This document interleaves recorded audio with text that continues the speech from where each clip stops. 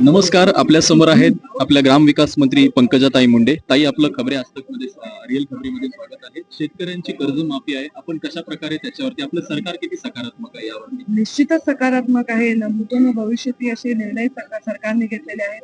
मी मुख्यमंत्र्यांचं अभिनंदन करेन की जो शब्द मागच्या वेळी अतिवृष्टीच्या वेळी आणि अडचणीच्या वेळी शेतकऱ्यांना दिला तो संपूर्ण त्यांनी केलेला आहे.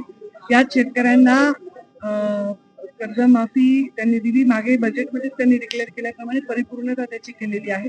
त्याबद्दल त्यांचं अभिनंदन. शेतकऱ्यांमध्ये समाधान आहे. परंतु ताई, विरोधक म्हणतात की सरकार थेट शेतकऱ्यांच्या तोंडाला पाणी पालं पोचतंय आहे. कसं बघाल आपण, काय सांगाल? तर मी त्यांना काही सांगणारच नाहीये की आमचा जो निर्णय आहे तो डायरेक्ट आमच्या जनतेपर्यंत जातोय, शेतकऱ्यांपर्यंत जातोय. शेतकरी तो स्वीकारतात म्हणून लोक आमच्या पाठीशी उभे आहेत. आम्ही जे बोलले ते करून दाखवलं आणि त्यामुळे मुख्यमंत्र्यांनी जे बोलले होते की कर्जमाफी करू ते त्यांनी केलेली आहे. खूप खूप धन्यवाद ताई. कॅमेरामॅन शफिक सातविलकर सह अभिजित कुलकर्णी.